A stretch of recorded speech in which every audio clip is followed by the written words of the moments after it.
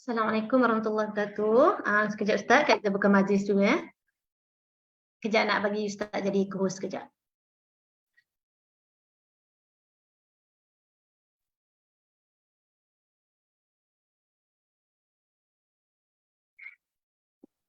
A'udzubillahi minasyaitonirrajim. Bismillahirrahmanirrahim. Assalamualaikum warahmatullahi wabarakatuh. Alhamdulillah wassalatu wassalamu ala Rasulillah wa ala alihi wa sahbihi wa man walah. Subhanaka la ilma lana illa ma 'allamtana innaka antal alimul hakim. Rabbi shrah li sadri wa yassir li amri wahlul 'uqdatam min lisani yafqahu qawli. Alhamdulillahilladzi hadana li hadza wa ma kunna linahtadiya laula an hadana Allah. Allahumma anfa'na bima 'allamtana wa 'allimna ma yanfa'una wa zidna ilma. Rabbana yassir wa la tu'assir, Rabbana tammim bil khair, Rabbi zidni ilman, amin ya rabbal alamin. Ustaz okey ke tu? Dah ready dah? Okay, malam ni Dengar suara saya? Ya dah? Kak Syida ada hal tu. Kak Syida dekat luar. Malam ni kita masuk tajuk tafsir mimpi muka surat 195. Silakan Ustaz. Okay. Dengar suara saya? Dengar. Clear.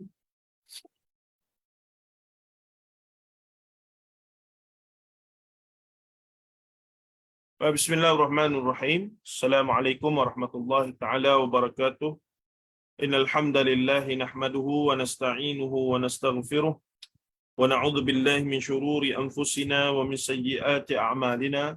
May yahdihillahu fala mudilla lahu wa may yudlilhu fala hadiya lahu. Asyhadu an la ilaha illallah wa asyhadu anna Muhammadan 'abduhu wa rasuluh. Allahumma salli wa sallim wa barik ala Muhammad wa ala alihi wa sahbihi wa man tabi'ahum bi ihsanin ila yaumiddin, amma ba'd. Fa inna asdaqal hadits kitabullah wa khairal hadi hadi Muhammad sallallahu alaihi wasallam wa syarrul umuri muhdatsatuha wa kullu muhdatsatin bid'ah wa kullu bid'atin dhalalah wa kullu dhalalatin fin-nar, atau kama qala an-nabi sallallahu alaihi wasallam, la nabiyya ba'd. Alhamdulillah, masih pada Kak Liza, Kak Munirah, Kak Nurdini, Kak Sarah, Kak Faiza, Kak Rafidah, Kak Izian, Kak Hazati, Kak Nasimah, Kak Maimun, Kak Nozian, Kak Saripah, Kak Samsyiah, Kak Nian, Rohaya, dan lain-lain yang insyaAllah akan bersama kita sekejap lagi. Sebagaimana biasa, untuk menghargai mereka yang awal, kita akan teruslah. InsyaAllah, sahabat-sahabat yang sedikit lewat tu mungkin mereka boleh recap balik melalui rakaman dan siaran live insyaAllah. Baik. Hari ini kita masuk antara tajuk-tajuk hujung ya, berkaitan tafsir mimpi. Apakah dalam Islam,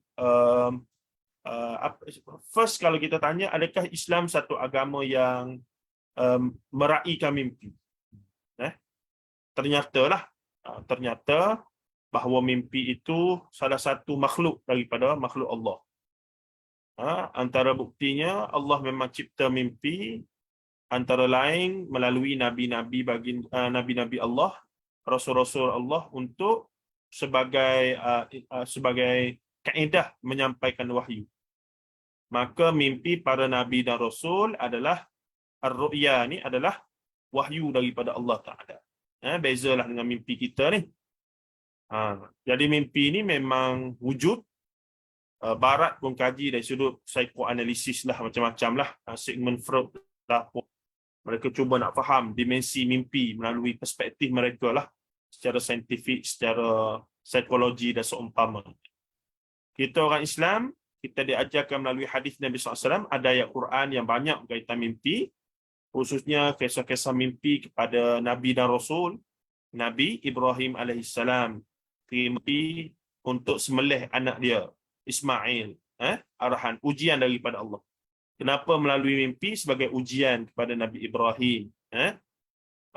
Boleh saja malaikat Jibril datang bagi tahu Ibrahim, Allah suruh sembelih anak kamu Ismail. Tapi Allah guna kaedah mimpi sebagai ujian kepada Nabi Ibrahim AS. Begitu jugalah pentadbir mimpi yang hebat, yang ulung. Siapa dia? Nabi Yusuf AS. Juga seorang yang bermimpi dan mentadbir mimpi dengan tepat. Begitu juga ayah dia Yaqub AS, yang juga mahir dalam mentadbir mimpi. Begitulah juga kita baca hadis-hadis Rasulullah SAW. Rasulullah sendiri bermimpi di waktu kecilnya, di waktu dia jadi Nabi. Bahkan ada mimpi Rasulullah dibawa ke alam barzakh. Sebab mimpi dia wahyu kan. Nah, bahkan ada scene di mana Rasulullah lepas subuh akan bertanya kepada para sahabat siapa yang bermimpi semalam. Kalau ada yang bagi tahu, Rasulullah akan takbir mimpi tersebut, tafsirkan. Kalau tak, Rasulullah sharing dia punya mimpi pula pada sahabat-sahabat. Sehingga kan dalam Sahih Bukhari Muslim ada bab ataupun kitab khas berkaitan dengan hadis-hadis tentang mimpi, mimpi Rasulullah dan mimpi para sahabat. Tu. Begitu juga syariat azan juga melalui mimpi sahabat, bukan mimpi Rasulullah. Mimpi sahabat Rasulullah SAW dan pelbagai lagi. Sehingga kan saya beberapa kalilah meminta kepada sahabat saya macam Ustaz Zulkhairi apa semua, kita kena tulis buku khas tentang mimpi, hakikat mimpi, ikut Quran dan Sunnah. Kerana fitnah karut-marut tentang agama melalui mimpi ni boleh tahan juga banyaknya sepanjang sejarah agama Islam di negara kita. Nah, majoriti ajaran sesat bermula dengan dakwa-dakwi tentang mimpi. Kalau perasan hampir semualah saya boleh kata. Kalau kita gaji ajaran sesat, sebahagian besarnya adalah bermula dengan penggagas dia ataupun pemuka ajaran sesat ni akan dakwa dia mimpi itu, mimpi ini dan seumpama ni. Betul ke tidak? Jelas. Termasuklah yang barulah Sitah Nur, mimpi perjalanan terakhir. Ada juga di Pakistan mimpi apa? Mimpi Said, apa benda lah. Macam-macam lah. Sebab mimpi ni benda tak nampak, benda boleh reka dan benda mungkin jadi betul tapi mereka sangka yang salah. Mimpi yang iblis syaitan bagi, dia ingatkan wahyu daripada Allah. Dia tu istimewa sangat. Padahal jin syaitan iblis mana tak tahu mari dalam mimpi dia. Jadi pelbagai lagi lah. Jadi sangat pentinglah untuk kita orang awam memahami hakikat mimpi menurut standard ketetapan Al-Quran dan Sunnah, manhaj ataupun metod ahli sunnah wal jamaah. Supaya kita tidak mudah tertipu, terpengaruh dengan dakwaan mimpi itu ini yang sebenarnya membawa kepada kekarutan. Rasulullah SAW sebagai mukaddimahnya, mimpi ini Rasulullah kata ada 3. 1, mubasyirat, khabar gembira daripada Allah kepada individu kita lah secara peribadi. Yang kedua, gangguan daripada iblis laknatullah. Iblis jin memang kacau kita. Ada cara. Pada bangun tu ta'awuz, a'udzubillahi minasyaitanirrajim. Ludah ke kiri 3 kali. Isyarat ludah 3 kali. Saya selalu sebut jangan ludah betul-betul. Marah suami kat sebelah tu. Marahlah dia, apa ludah-ludah saya ni. Kemudian ubah tempat tidur kata Rasulullah, dan kalau lebih baik mampu bangkit ambil wuduk dan solat sunat 2 rakaat.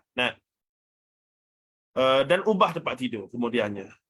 Itu kaedahnya Rasulullah sendiri ajar. Kalau kita kena nightmare, kita ada yang mimpi dahsyat ke apa semua, yang memang kita tahu tu mimpi yang tak baik, yang berbentuk gangguan daripada iblis, jin yang tidak baik, jin kafir ke laknatullah. Kemudiannya mimpi yang merupakan perasaan jiwa kita yang terlalu mendesak nak kepada benda tersebut.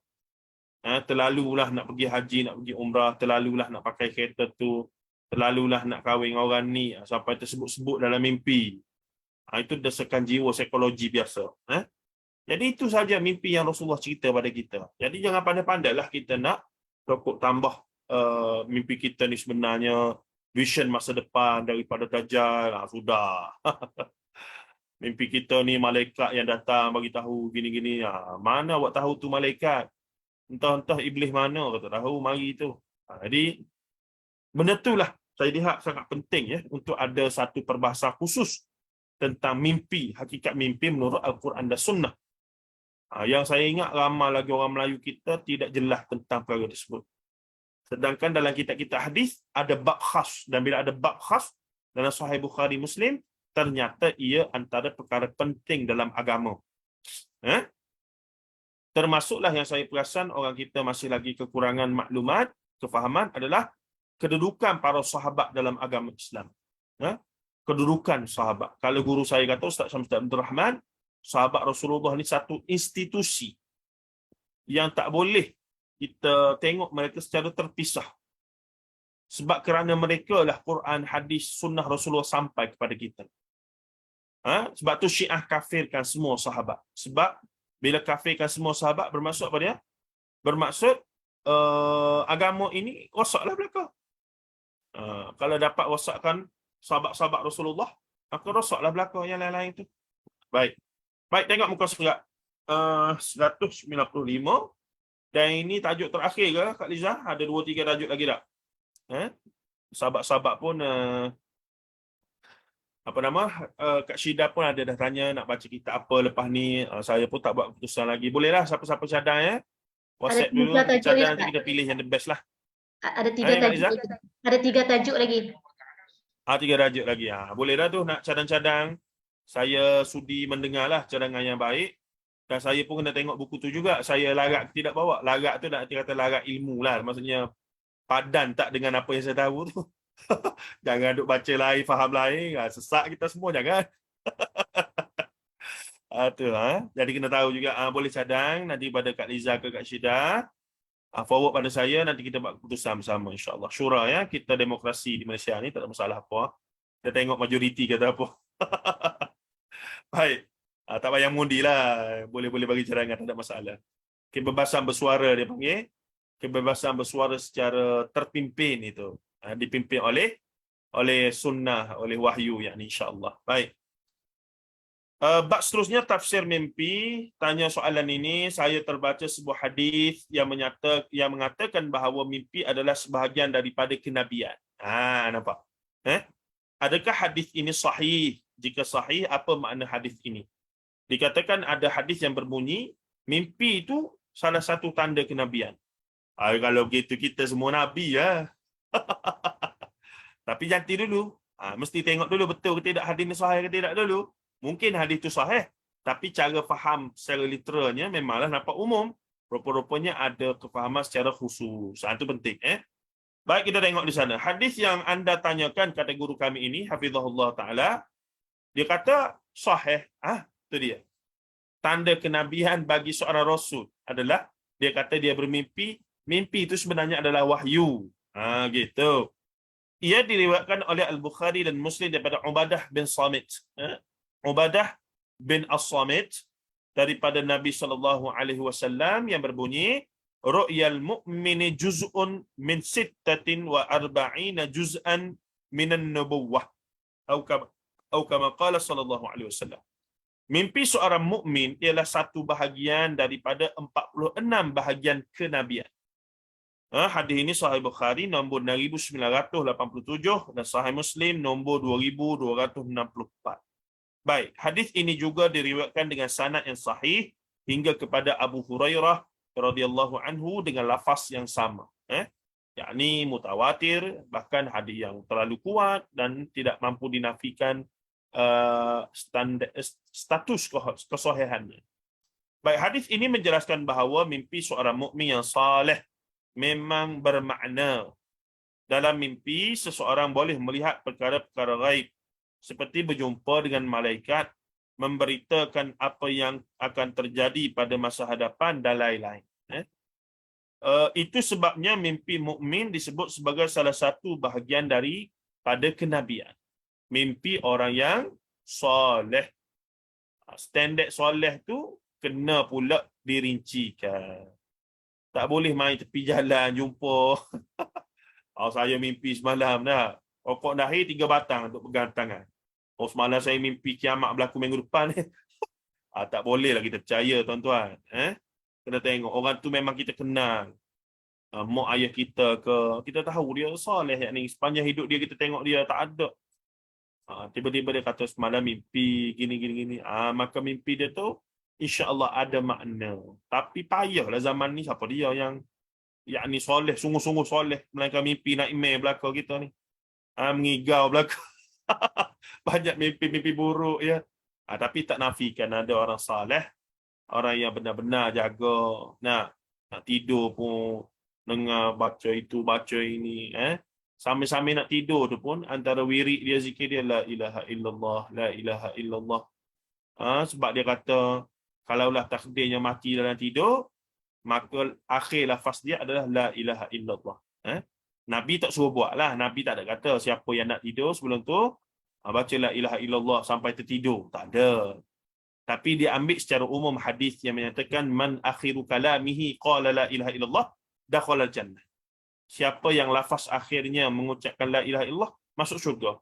Maka dia lazimi diri dia setiap kali bila nak tidur dia dah baca doa tu, doa ni, 3 kul ayat kursi apa semua itu begini, sambil-sambil pejam mata tu, ada orang fikir pasal duit dia, ada orang fikir pasal PhD dia, ada orang fikir macam-macam lah. Tadi dia fikir apa dia? Dia fikir la ilaha illallah, la ilaha illallah dalam hati, di mulut slow-slow.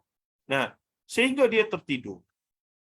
Kerana dia kata semoga-mogalah kalaulah takdir Allah Ta'ala cabut nyawa dia, ambil nyawa dalam tidur, maka akhir kalam dia adalah la ilaha illallah. Kalau gitu hebatlah. Kalau gitu dia buat satu benda yang insya-Allah tepat dengan sunnah, besar pahala dan semoga dia dikurniakan apa yang dia hajatkan itu. Allahu alam. Baik. Tuan-tuan dan puan-puan rahimahullah. Maka hadis ini menjelaskan bahawa mimpi seorang mukmin yang saleh memang bermakna. Dalam mimpi seseorang boleh melihat perkara-perkara gaib. Tadi kita dah baca, namun mukmin di sini bukan setakat orang yang beragama Islam sahaja. Akan tetapi mukmin ialah orang yang berakidah kuat, wara' dan bersih hatinya. Apa maksud wara'? Wara' apa dia maksud dia? Kak Liza, kalau boleh share. Allah. Berhati-hati Ustaz. Wara' ni dia usaha tinggal benda yang syubhah. Dia sangat Hati-hatilah. berhati-hati lah dalam urusan kehidupan dia lah. Ya, saya jumpa seorang dulu duk khidmat di masjid dengan saya ni, bekas tentera ya. Dia makan roti, dia uli sendiri.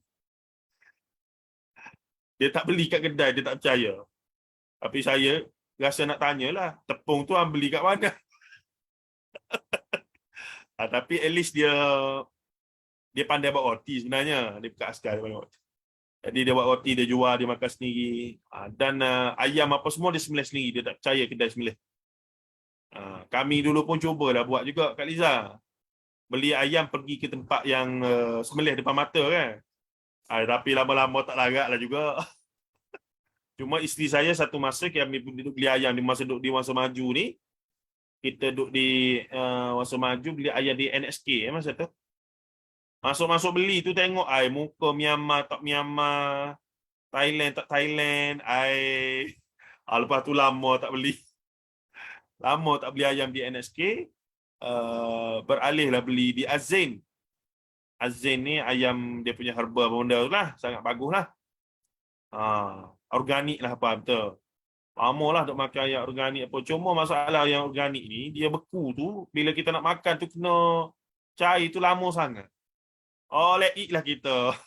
Payahlah proses. Jadi lama-lama tu duk selang-seli. Tapi masih lagi lah menyokong Dr. Zaino tu hebat dia. Itu wajarlah saya syorkan siapa-siapa ni. Ayamnya sangat bagus walaupun dibeku lama, memang ayam dia sedap lah, makan berbeza dengan ayam lain pun semua tu ni. Baik. Tapi saya tak tahu jika dia ada buat telur dia bela ayam banyak-banyak tu dia tak jual telur pula. Patutnya bila dia jual ayam tu dia jual lah telur sekali kan. Wallahu a'lam. Hari ni keluar di bursa pengusaha utama telur di Malaysia yang namanya yang syarikat mereka ada di bursa saham. Ada 7-8 syarikat. Semuanya memang inilah sahabat kita daripada bangsa Cina punya lah.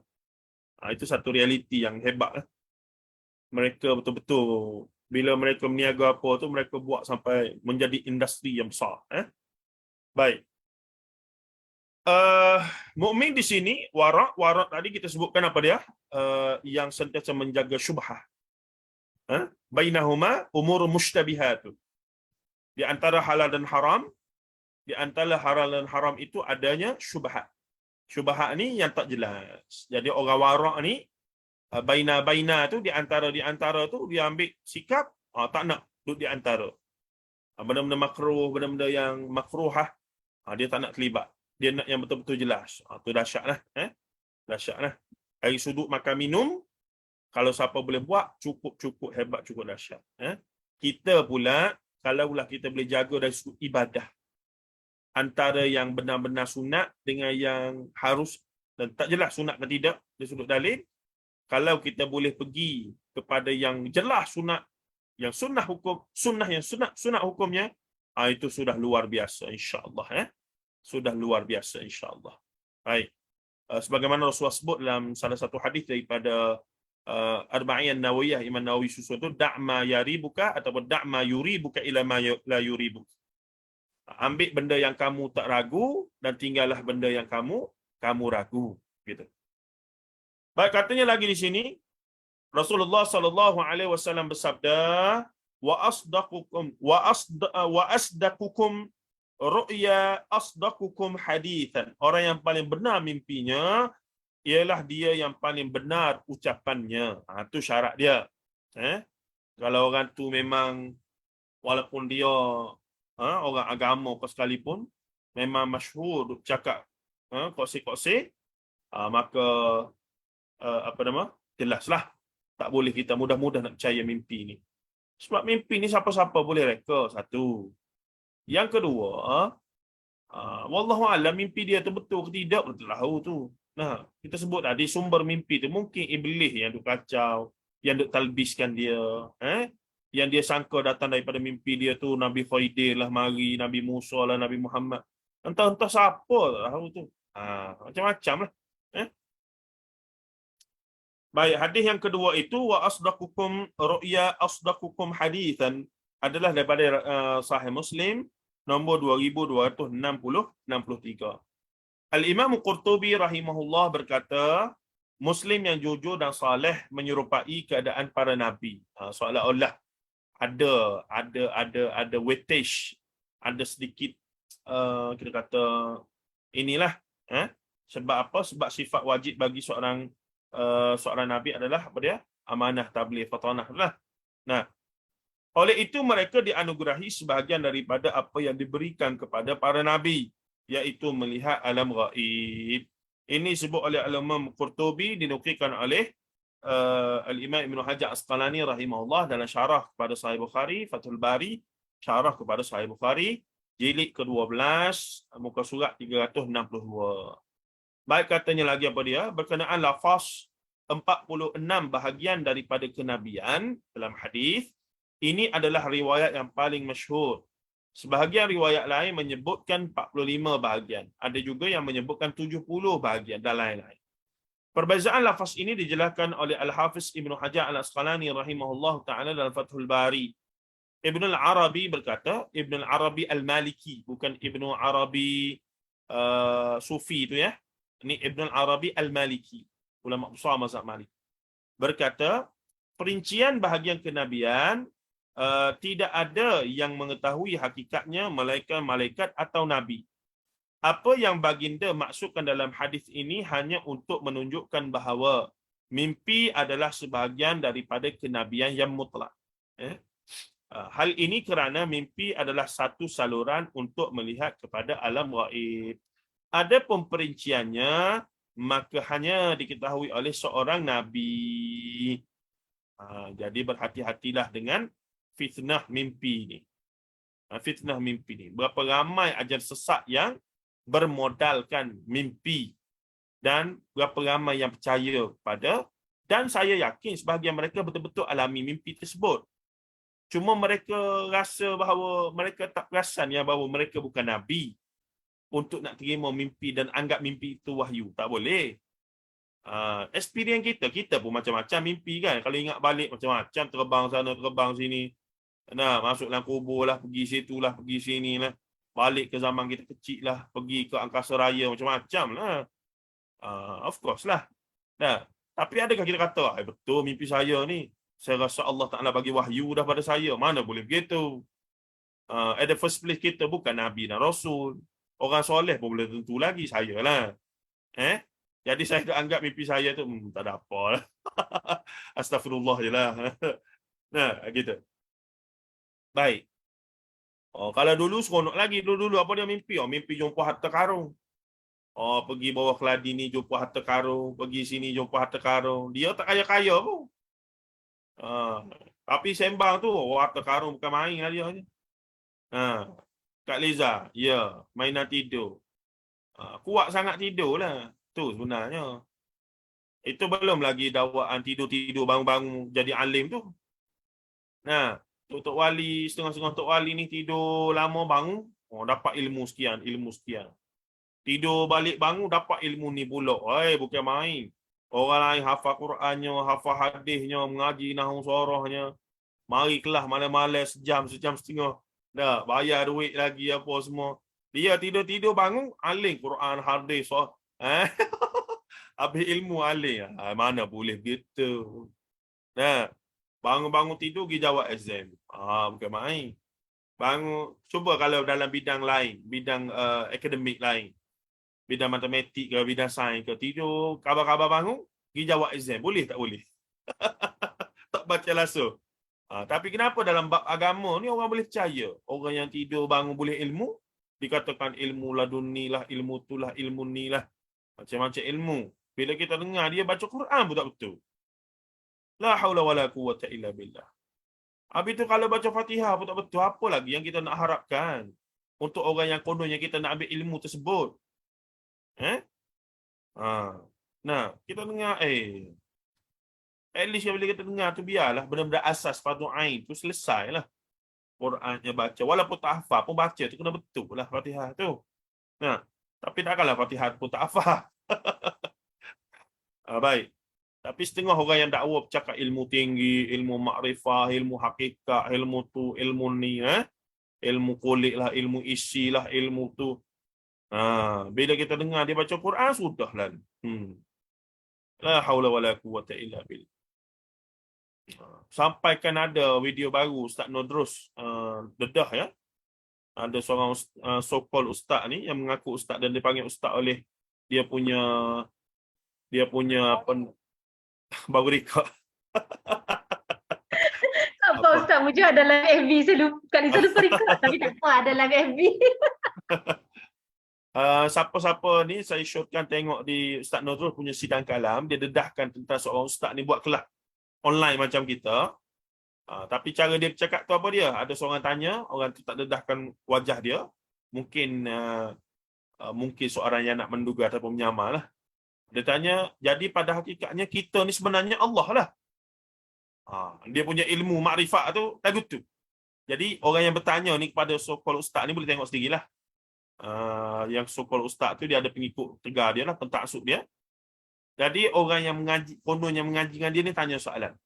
Bermaksud yang ustaz ajar ni sebenarnya kita ni sebenarnya Allah lah. Jadi ustaz ni kata apa? Janganlah sebut macam tu, itu rahsia. Faham-faham sendirilah. Nampak? Maksudnya cara dia jawab tu, dia macam menganjing lah. Dia macam kata, itu faham-faham sendirilah. Orang-orang yang mengaji tahulah hakikat tersebut. Orang yang tak tahulah. Yang tak nak ikut kita tak apalah. Tapi kita alhamdulillah kita dah dapat. Jadi dia, saya kata biar betul dia orang ni. Betul tuan-tuan.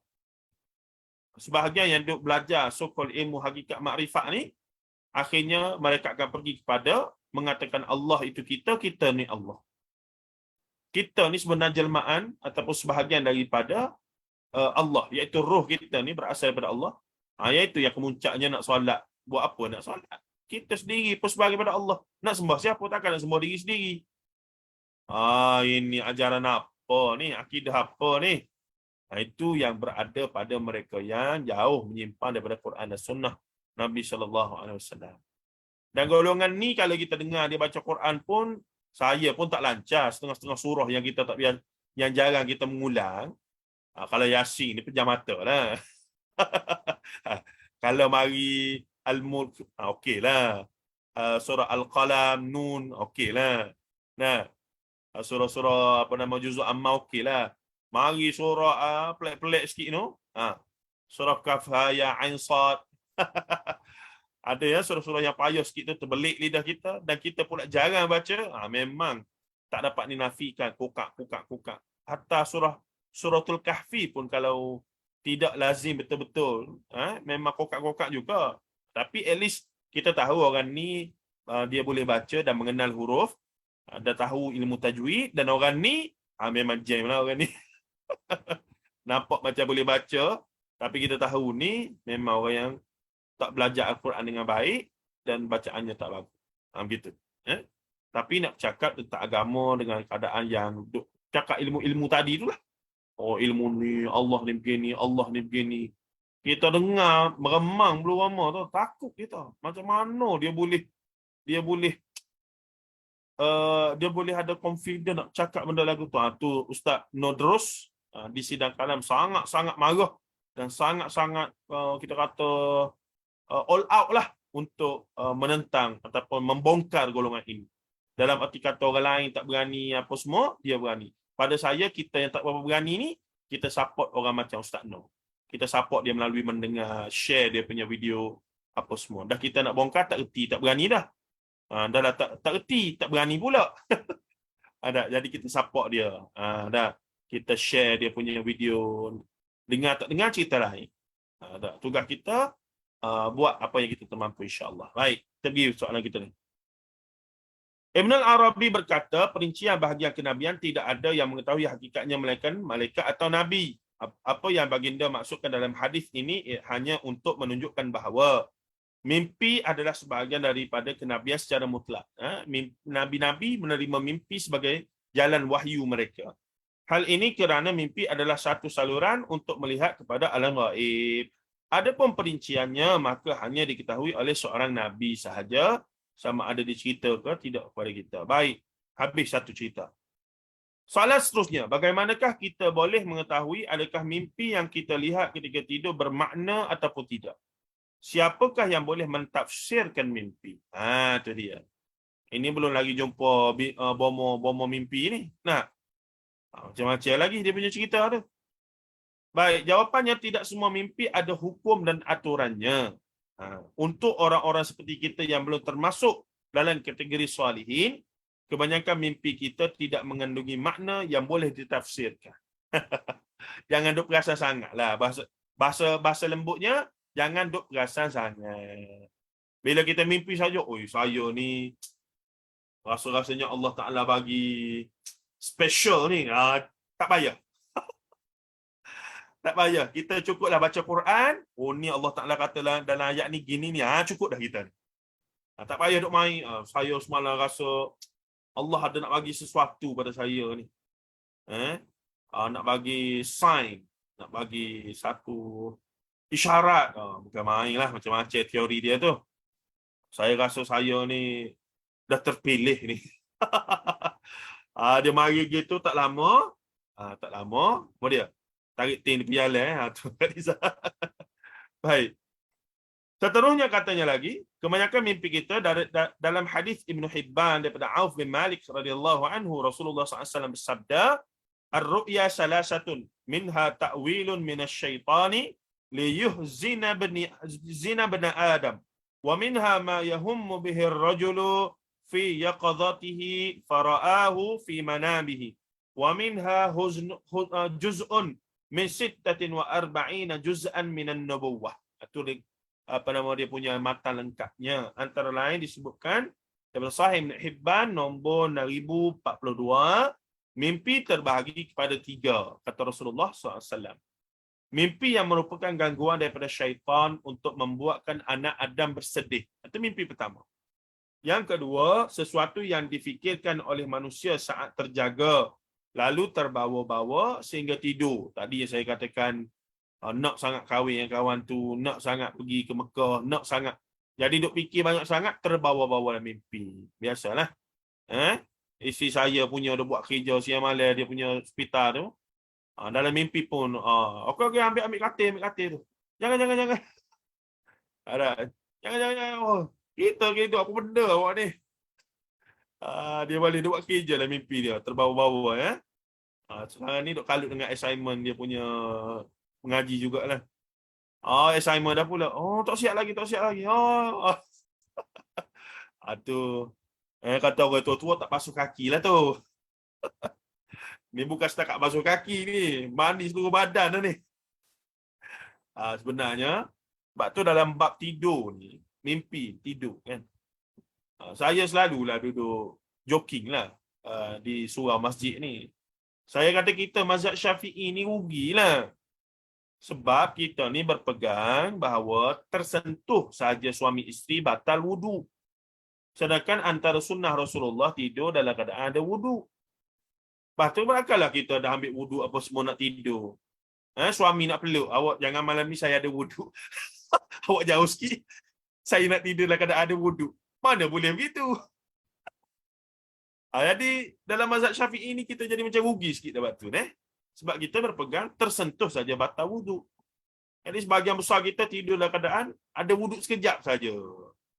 Bila suami dah sentuh, tak ada dah wudu. Nah, begitu. Jadi why not dalam bab ni kita keluarlah mazhab sekejap.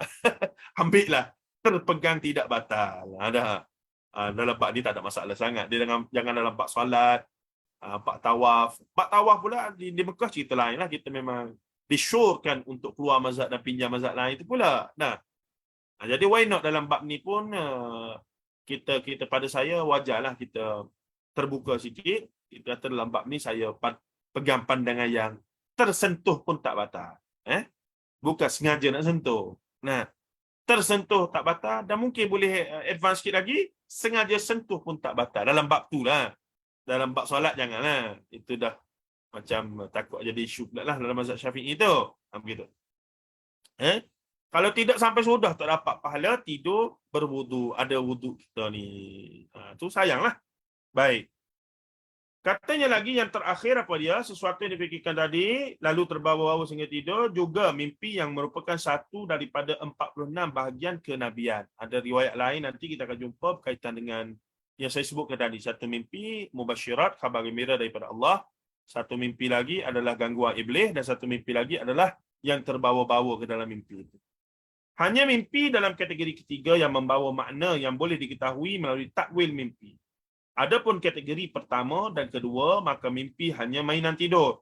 Oleh itu, mimpi seperti ini tidak berguna diceritakan kepada siapa-siapa.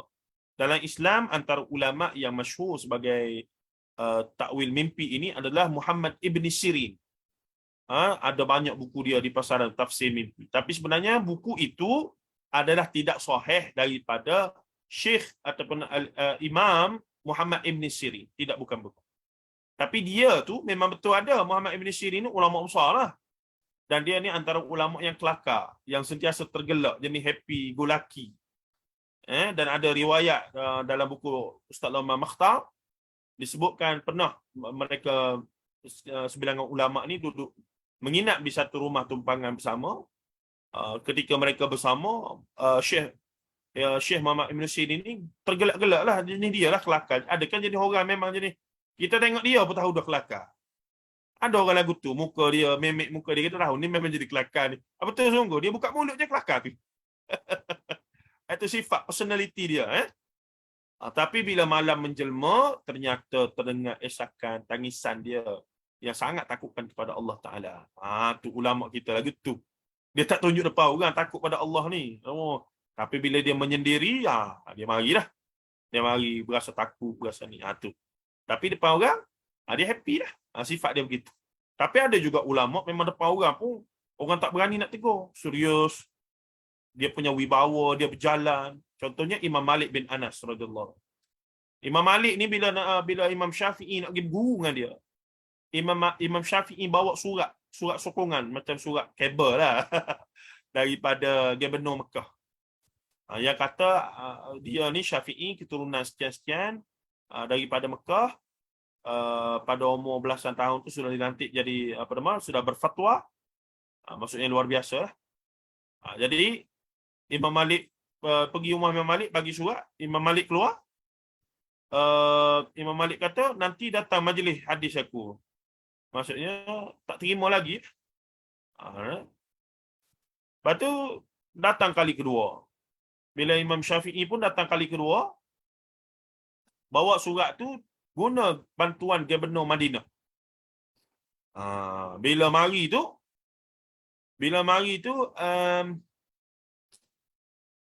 mula-mula jariah dia keluar, budak perempuan pembantu rumah dia lah keluar, bawa kursi letak. Maksudnya Imam Malik tak ajak Imam Syafi'i yang masuk dalam rumah. Dia keluar. Bila dia keluar, duduk atas kursi, masa Imam Malik keluar tu, Imam Syafi'i kata, aku tak pernah tengok seorang hamba Allah yang begitu haibah, dia punya wibawa. Imam Malik keluar dengan janggut dia, dengan jubah dia. Maksudnya Imam Malik jaga personality ulama dia tu. Dia tak selekeh lah macam saya nak pergi semayang. Baju t-shirt pun t-shirt lah. Jadi tak kisah. Asal boleh. Setengah orang dia jaga ya. Saya pilih untuk tak jagalah. Setengah orang memang dia jaga. Nak keluar kalau dah mari dia pakai baju Melayu elok dia. Dia sikat rambut, baru dia apa? Siapkan diri dia baru dia jumpa. Sebab bagi dia image dia tu image agama. Setengah orang memang dia jaga penampilan. Gitu ya. Pergi sembahyang surau masjid tu tak pernah lah serebeh pakai seluar lain, baju lain. Kalau pakai baju Melayu pun, baju dengan kain sarung tu mesti apa nama kita kata? Bukan serasi, apa dia panggil? Sedondon lah kita kata ya. Tak ada baju hijau, kain merah, pening tengok. Saya tak begitulah, mana ada tu sahut ya, senang jalan. Ada orang dia jaga. Jadi ada setengah ulama yang sederhana begitu. Tapi ada setengah ulama yang pada pandangan dia kena jaga sebab personality dia tu efek pada agama ataupun ilmu-ilmu yang dia bawa tu nanti. Nanti orang tak respect pada ilmu dia. Jadi Imam Malik ni kata Imam Syafi'i bila dia keluar, dia punya Imam Syafi'i kata aku tak pernah tengok lah. Dia amazed. Dia pada masa tu sampai 20 tahun lagi, belasan tahun. Dia kata bila dia tengok bila dia tengok Imam Malik tu dia rasa wow. Macam kita lah, kita tengok orang yang kita adore kan, yang kita minat, yang wow, cara dia ni, aura kata orang sekarang, betul Kak Saripah. Tapi aura tu bahaya sikit tu. Aura tu, istilah aura tu ada mari daripada bodah Hindu sikit. Tapi itulah istilahnya begitulah. Kita tengok tu rasa wow. Tuan-tuan dan puan-puan rahimahullah. Itu Imam Malik bin Anas radhiyallahu anhu. Dan kalau saya nak habis cerita sikit lagi pasal Imam Syafi'i ni hebat tak hebat, setelah Imam Syafi'i mari buat surat apa semua tu, Imam Malik tengok surat tu, Imam Malik koyak ke lepar surat tu. Maksudnya, apa masalahnya dengan surat-surat ni? Nak jadi anak murid aku sampai buat begini? Marah dia. Sampai menyusahlah aku nak baca kitab, nak beramal, nak nulis kitab, kamu panggil aku keluar rumah ni. Macam gitulah. Dah. Tiba-tiba Imam Syafi'i ni bijaksana. Imam Syafi'i pun sebut pada Imam Malik, kalau bahasa kita lah, Tuan Guru minta maaf, Alhamdulillah saya dah hafal keseluruhan kitab Muwatta Muwatta kamu. Ini menyebabkan Imam Malik macam terdiam sekejap, macam menaruh minat lah. Biar betul pun ada ni. Sembang kencang ni. Jadi, apa berlaku? Imam Syafi'i pun minta Imam Malik baca. Imam Malik pun minta Imam Syafi'i bacakan riwayat-riwayat hadis dalam Muwatta secara hafalan. On the spot ketika itu. Imam Syafi'i berkata, aku pun baca daripada satu riwayat kepada satu riwayat. Imam Malik terdiam, tutup mata, mendengar mengangguk dan suruh setelah habis satu riwayat, terus baca lagi. Dan seterusnya, baca lagi. Dan terus baca lagi. Sehingga beberapa lama, baru dia puas hati. Betul, budak ni hafal sungguh kitab aku. Dan daripada situlah Imam Malik menerima Imam Syafi'i sebagai anak murid. Ni hebat cerita. Cerita sahih. Dan cerita ni apa nama adalah dalam Tabaqat Syafi'iyah, ada seumpamanya oleh Imam Bahaqi, dan banyak dalam riwayat-riwayat Tabaqat ataupun biografi Imam Syafi'i ada menyebutkan kisah ini. Luar biasa untuk guru anak murid. Dah, Imam Syafi'i rahmatullahi alaih dan guru dia Imam Malik bin Anas rahmatullahi alaih, wasi'ah rahmatul ajma'in. Baik. Kemudian katanya di sini Imam Malik pada saat Nabi mengajarkan kita, tengok tu, jika melihat sesuatu yang tidak kita sukai dalam mimpi, maka bacalah ta'awuz. Apa dia ta'awuz? A'udzubillahi minasyaitonirrajim. Meludahlah ke kiri 3 kali, lalu berpindah tempat tidur. Jika boleh, bangun tunaikan salat. Itu lebih baik kalau mampu, ya. Larat. Jangan pedulikan mimpi itu, apalagi menceritakannya kepada orang lain. Tak payah. Ni bukan main, bangun 2-3 pagi, tulis status Facebook, Twitter, Instagram. Baru lepas bermimpi buruk. #nightmare. Oh. Apa kejadah je. Risau nak tidur balik, takut-takut mimpi itu datang kembali. Aduh, tu dia. Saya rasa baik saya ambil wuduk solat 2 rakaat. Tu dia. La haula wala quwwata illa billah. Semoga kita tidak begitulah. Nah, seterusnya apa dia?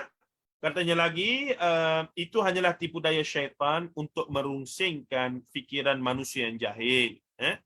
Pada saat yang sama kita dinasihatkan untuk tidak untuk tidak mentafsirkan mimpi secara sembarangan. Jangan duk memandai-mandai lah.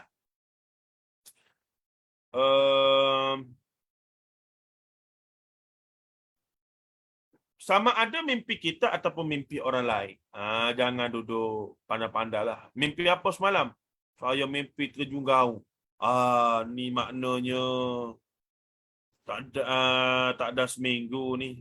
Umur pendek. Macam-macam lah dia punya ni. Mimpi ni, jumpa ular. Tak lama lagi nak pergi zoo ni. Ada lawatan ke zoo ke? Gitu kita boleh nak tabir. Merapu-rapu lagu tu kan. Jangan tak boleh. Mimpi kita sendiri ke, mimpi orang lain ke, tak boleh. Mimpi jumpa, memang ada kita dengar.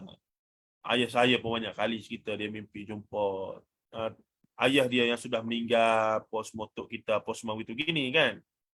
Tapi untuk kita nak kata, tak lama dah aku bila kata orang bila mimpi selalu jumpa dengan orang yang dah meninggal ni, kita pun tak berapa lama dah. Kita pun pandai-pandai takbir. Sungguh dah lah. Cepat-cepatlah taubat weh. Bagus. Untuk kita personally, kalau kita rasa begitu, tiba-tiba lah setiap malam kita duk mimpi pada arwah mak kita, ayah kita ke yang sudah meninggal, kawan-kawan kita, adik-beradik. Jadi kita mari berasa, aku ni tak lama dah ke. Dari satu perspektif baguslah untuk kita tu muhasabah. Banyakkan taubat apa semua gitu gini. Tapi untuk kita risau sampai tahap nak pergi kerja pun tak nak, lupa dah makan minum apa semua itu gini, tu tidak wajar berlaku lah. Tidak wajar berlaku lah. Tidak wajar berlaku begitu. Jadi dari satu perspektif, untuk semata-mata diri kita, kalau mimpi itu mimpi kita, insya-Allah kita ambil daripada perspektif yang betul, boleh jadi zikraya, boleh jadi kita panggil peringatan untuk kita. Tapi yang kita risaunya jadi satu paranoid, jadi satu benda yang akhirnya merosakkan. Last kali duk risau nak mati tu sampai subuh pun tak bangun sembahyang.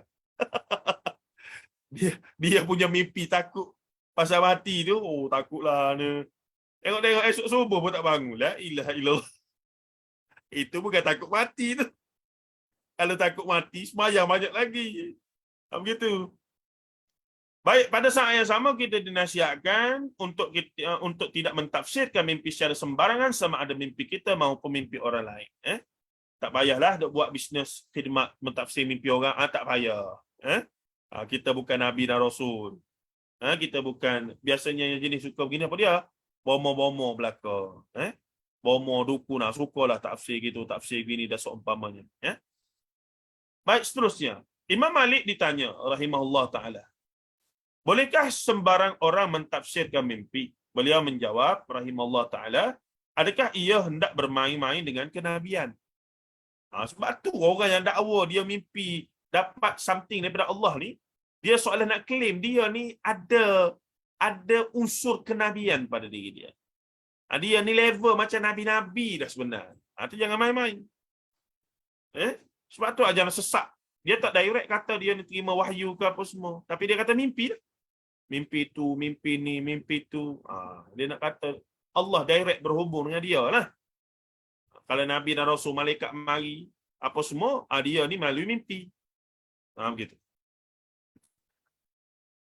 Imam Malik marah lagi, mimpi adalah satu bahagian daripada kenabian. Maka tidak boleh bermain-main dengan kenabian. An-nubuwah. Nubuwah ni satu subjek ataupun topik penting dalam akidah Islamiah. Dalam akidah Asy'ariyah pun dibahaskan secara khusus tentang nubuwah. Apatah lagi dalam akidah Salafiyah, pun kita bincang secara khusus dalam perbahasan tentang rukun iman dalam keimanan kepada para nabi dan rasul.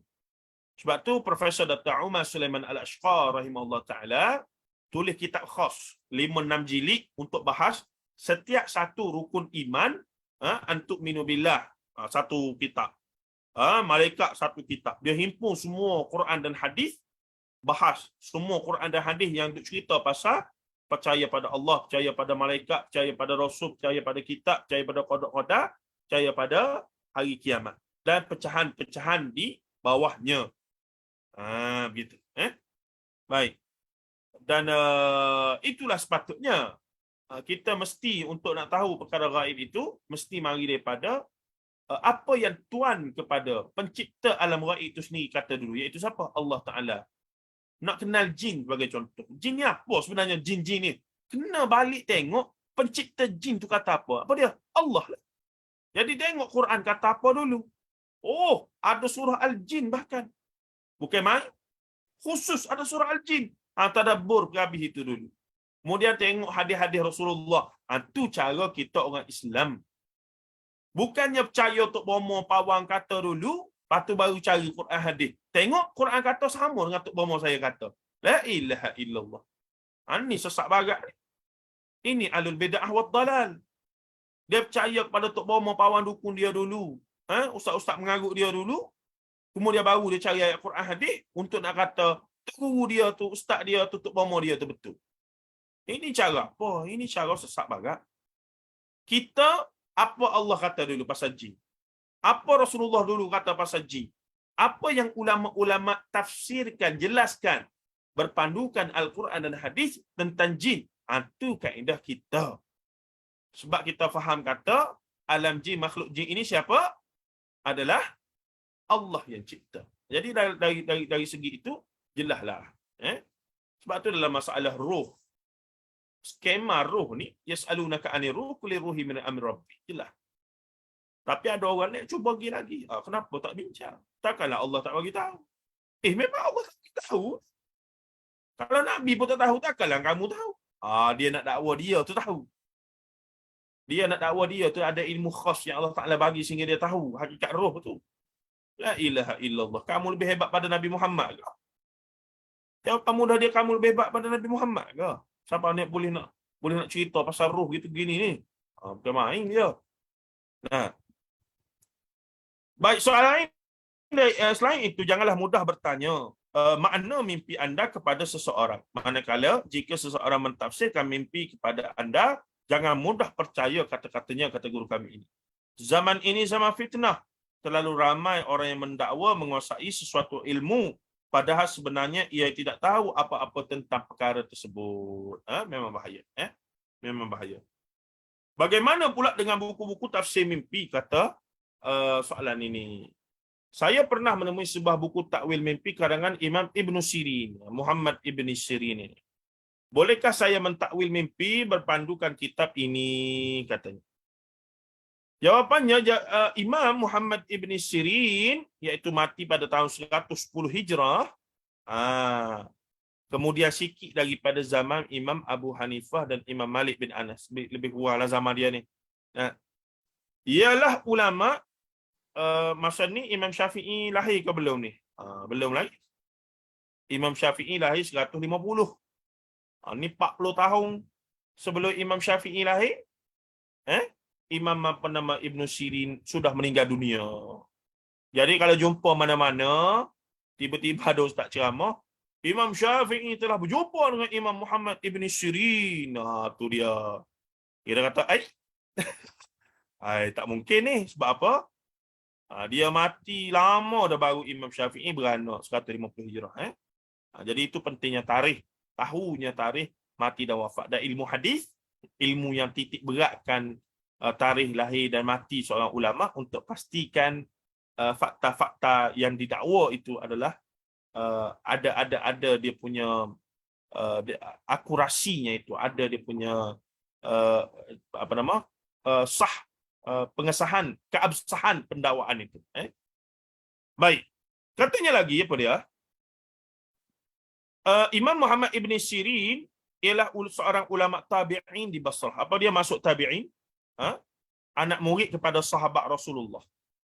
Anak murid kepada sahabat Rasulullah. Tabi'ut tabi'in, anak murid kepada anak murid Rasulullah.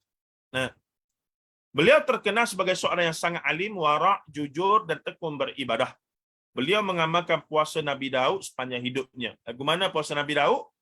Puasa sehari, buka sehari, puasa sehari, buka sehari. Yakni berpuasa sehari dan berbuka sehari. Ibn Sirin memang terkenal pandai mentakwil mimpi. Mimpi yang beliau tafsirkan berlaku seperti yang beliau katakan. Al-Imam Az-Zahabi rahimahullah ta'ala berkata, diriwayatkan daripada Ibn Sirin, ta'bir mimpi yang sangat menakjubkan. Tidak cukup kita untuk menghuraikannya. Seolah-olah beliau mendapat sokongan ilahi dalam bidang ini. Ini pujian Al-Imam Az-Zahabi rahimahullah, ulama hadis abad ke-8 Hijrah, murid kepada Syekhul Islam Ibn Taymiyah rahimahullah ta'ala, rakas guru kepada Imam Kathir dan Ibn Qayyim al-Jauziyah rahimahullah ta'ala. Ini semua ulama-ulama yang Allahu Akbar, tak boleh nak bayang kehebatan dan sumbangan mereka. Begitu juga Imam Imam Ghazali rahimahullah ta'ala. Ini semua, kalau tak ada mereka ni tak tahulah jadi apa dunia Islam ni. Mungkin kering, kontang, mungkin tidak sebanyak sekarang khazanah-khazanah yang ditinggal dan dilahirkan. Baik, katanya lagi apa dia? Ibn Sirin tidak pernah menulis buku takwil mimpi. Tu dia. Ingat tu. Siapa-siapa yang ada buku tafsir mimpi Ibn Sirin di rumah tu, silalah buat apa yang sepatutnya.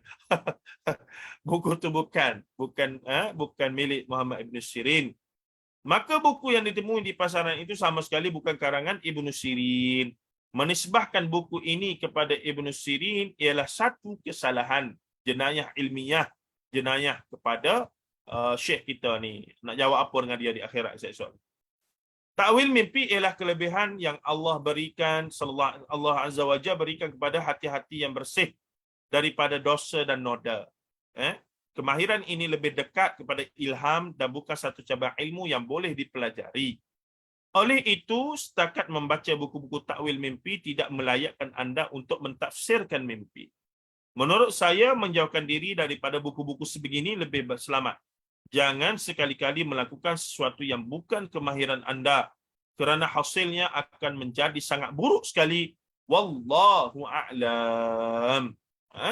Kerana di sana adalah orang yang betul-betul berpegang kepada buku takwil mimpi tersebut. Contohnya, mimpi bertembung dengan ular. Ni ada kematian yang akan berlaku. Ular tu digambarkan seolah-olahnya malikil maut. Macam-macam lah dia punya takwil tu. Nah, tetapi di sana ada riwayat-riwayat oleh Imam Zahabi sendiri. Sebenarnya Ustaz Luqman Makhtar pernah nukilkan dalam sebuah buku dia, buku mana memang ada riwayat tentang takwil mimpi oleh Ibn Sirin yang betul-betul jadi, yang betul-betul tepat oleh dia. Yang ni riwayat tu riwayat sahih lah daripada dia, itu okey lah. Okey, jadi siapa ada mimpi ni, mari saya nak takwil ni.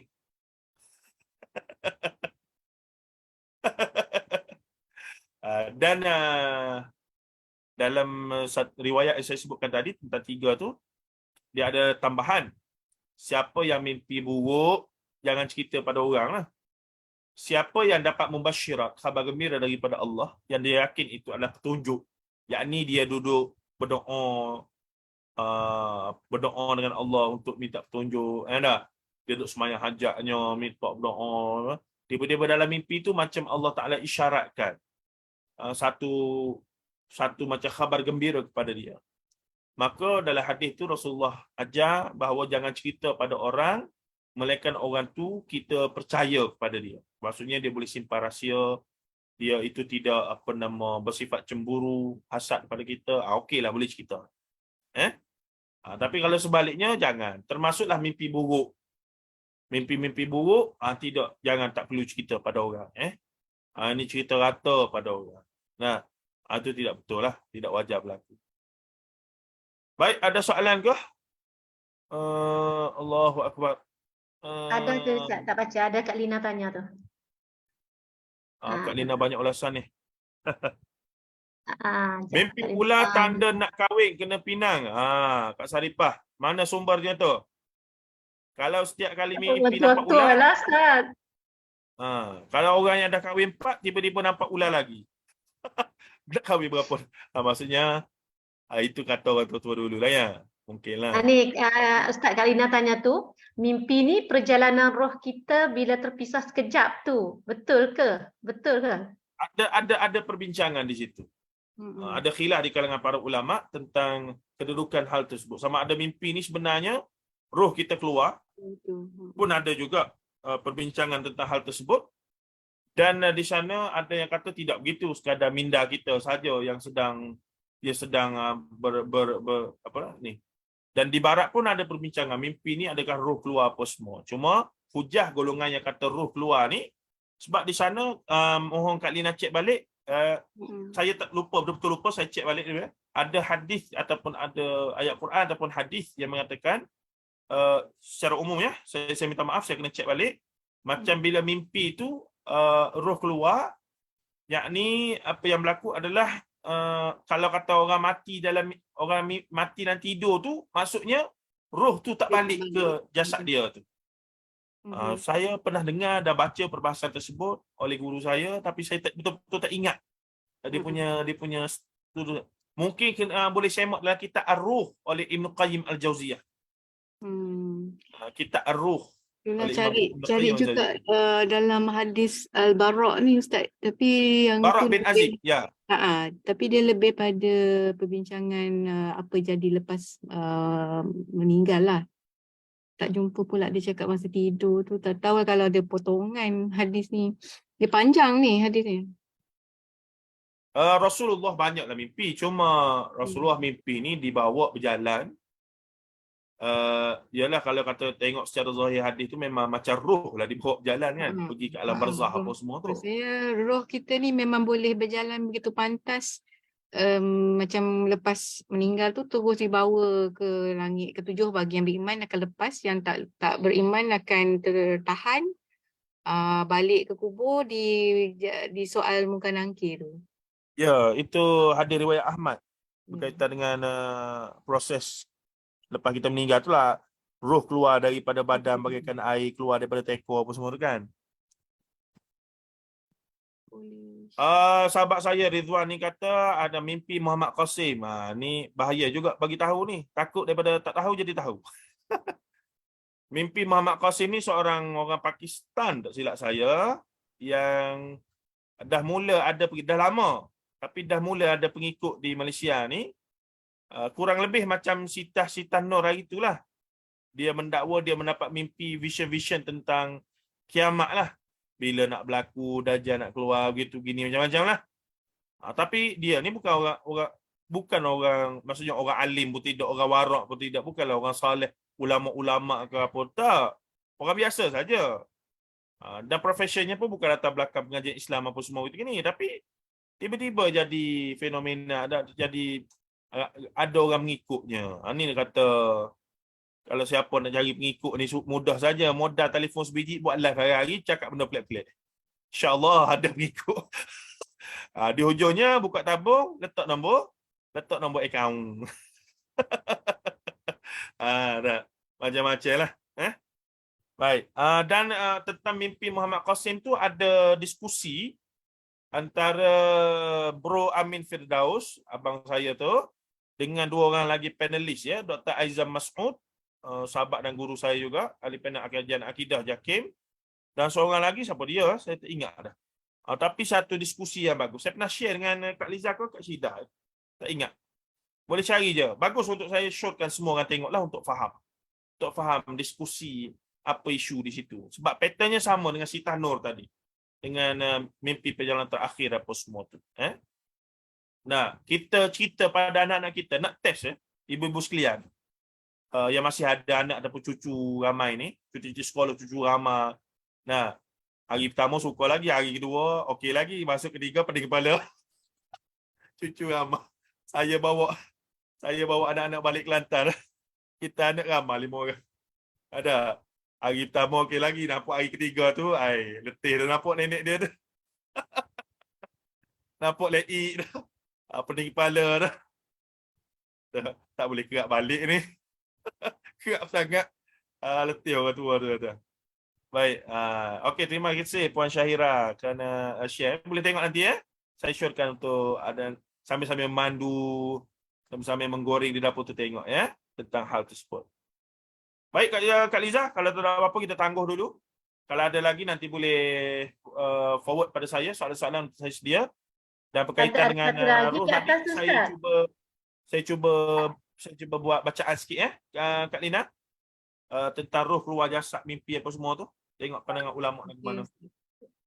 Ustaz, ni sahabat Ustaz Tuan Ridwan ni tanya ada lagi atas soalan. Sebahagian pihak yang beriltizam dengan mazhab Syafi'i kurang selesa dengan istilah tukar atau pindah mazhab.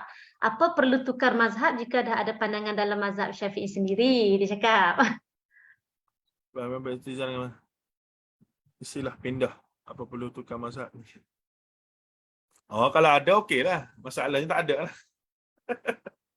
Ada yang tiada. Tapi sebenarnya itulah, saya pun mutakhir ni semakin seronok nak mendalami mazhab Syafi'i yang rupanya sangat luas lagi sebenarnya dan ternyata dalam mazhab Syafi'i ini pun sebenarnya banyak khilaf dan pandangan sesama mereka sendiri. Jadi kalau kata contoh dalam bab apa dia, bayar zakat guna wang bayar zakat guna wang ni sebab mazhab Syafi'i yang asal, Imam Syafi'i rahmatullah termasuk Imam Nawawi kata bayar guna makanan ruji. Kalau kita ni berah lah, kita tak bayar dah guna nasi. Nasi tu dah sedia untuk dimakan.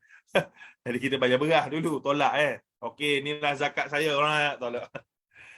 Tapi kemudian kita pinjam daripada mazhab Hanafi Puan, cek balik, iaitu bayar guna wang.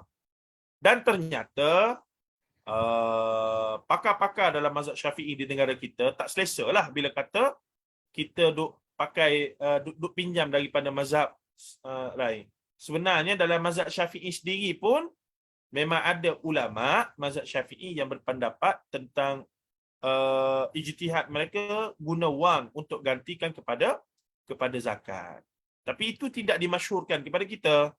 Yang dimasyhurkan dalam pengajian-pengajian kita pinjam mazhab lain. Itu tugas mereka lah, para ilmuwan yang faqih, yang pakar dalam mazhab Syafi'i untuk memperbetulkan ataupun mengeluarkan fakta-fakta tersebut pada kita. Kita ni ikut je lah apa yang pihak berkuasa penyelaras agama Islam itu. Kalau benda yang umum berkaitan zakat, pengurusan tu kita ikut je. Yang kita rasa kita nak ada privilege untuk kita punya diri sendiri ni tentang ibadah-ibadah khusus, amal nafsi dia panggil, amalan sendiri. Itu atas kita lah. Kita belajar lebih sikit, kita bolehlah beramal lebih sikit. Nah, kalau kita tak nak, kita ikut je lah orang ramai-ramai. Apa masalahnya? Begitu. Wallahu a'lam. Ada lagi ni, Tuan cakap, kalau tak silap mutakhir ni pihak tabung haji maklum pada jemaah ambil salah satu pandangan minoriti dalam mazhab Syafi'i dalam bab tak batal wuduk bersentuhan bukan mahram. Maknanya ada pandangan minoriti lah daripada mazhab Syafi'i. Jadi kita tak payah bertaklid dengan mazhab lain lah maksudnya. Ya. Okeylah. Kita bersetujulah. Tapi kebetulan pandangan tersebut sama dengan mazhab lain rupanya. Yalah, dia tak nak lah soalannya apa keluar masuk ni. Kadang-kadang mereka juga yang kata bila kita ambil pandangan mazhab Syafi'i yang tidak masyhur di tempat kita, mereka duk kata ni kenapa ambil mazhab lain? Kita kata tak, Syafi'i. Syafi'i man? Wah, dia. Kita kata tu ni kita ada.